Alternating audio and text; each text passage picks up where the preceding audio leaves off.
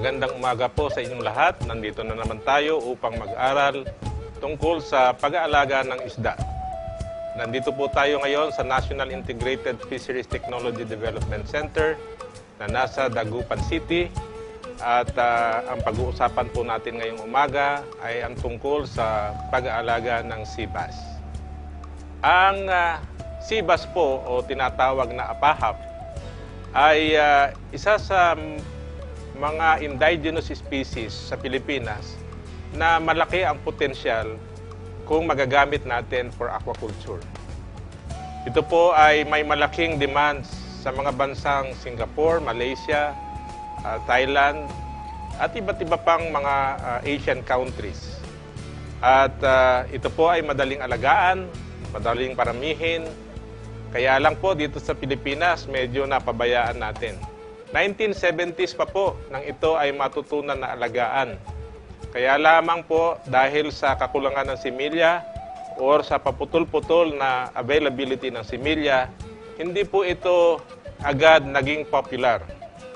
Ngayon po dito sa ating center sa Dagupan City ay minarapat namin na muli ay balikan ang pagsusulong sa pagkukulture ng sea bass. Alam niyo po, ang Pilipinas, dalawa lang po yata ang alam o kilalang isda, ang bangus at tilapia.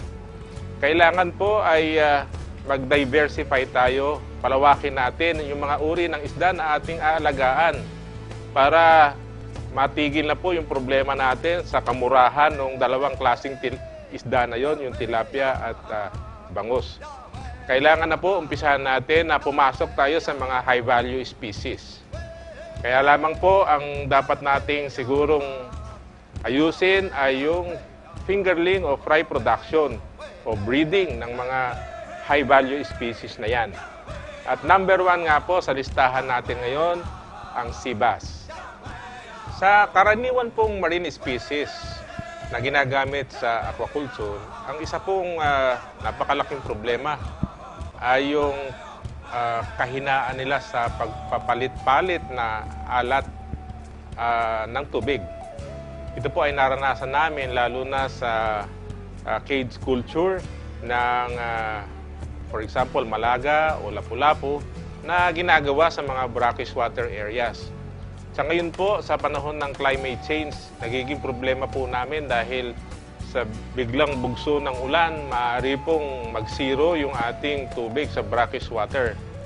At ito po ay nakasasama sa health ng ating mga alagang isda.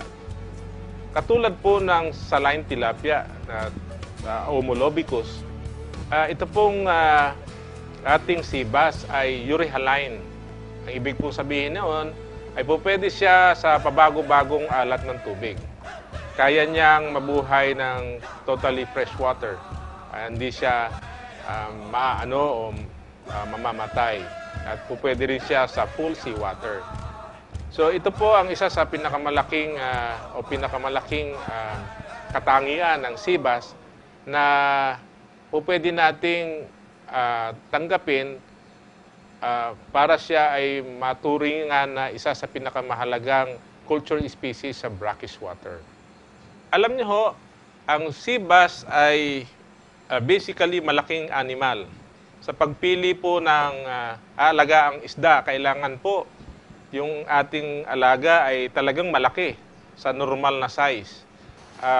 Kasi po kung ito ay maliit, narating na niya yung sexual maturity niya sa maliit na size, malamang po kahit na anong ipakain natin dito, maliit pa rin ang kalalabasan araw-araw. Para pong analogy ng kambing at baka, bigyan mo ng tigisang sakong damo araw-araw, malaki pa rin ho yung baka. Ganon din po sa pag-aalaga ng isda.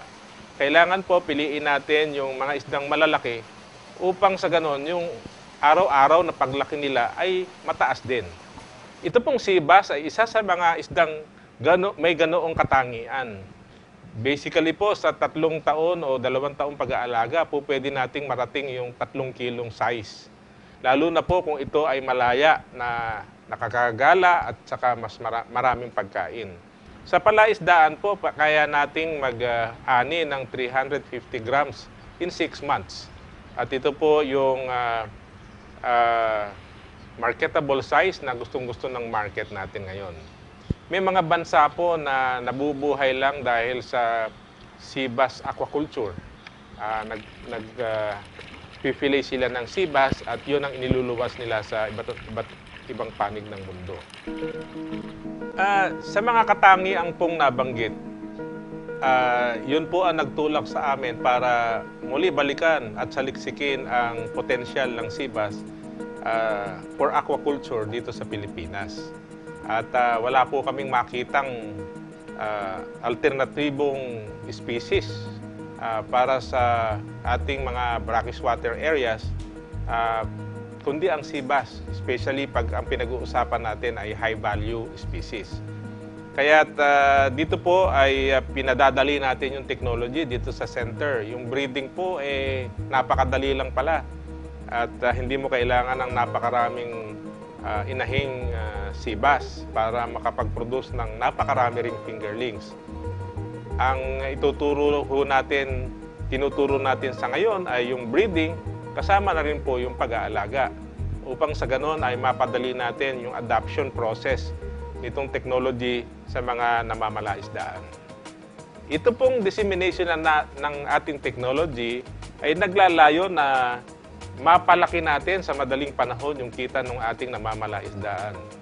Pumunta na po tayo sa high value species dahil mahalaga po yung diversification. Mahalaga din na sa maiksing panahon ng pag-aalaga ay kumita kayo ng mas malaki kumpara sa pag-aalaga ng bangus at tilapia, especially kung gagawin natin sa cages at fish pen. Sa mga interesado na mag-alaga ng high-value species, sa mga susunod pong episode ng ating Mag-Agri Tayo ay ipakikita natin kung paano ang hatchery operation at grow-out operation o grow-out production ng sea bass. At kung meron pa po kayong mga katanungang gustong masagot, inaanyayahan po namin kayo na kayo po ay maaari pumunta rito sa aming center, National Integrated Fisheries Technology Development Center, na nakabase po dito sa Bunuan, Binloc, Dagupan City. Ang aking pong telephone number ay 653-0385 at aking cellphone number ay 0917-2007-005.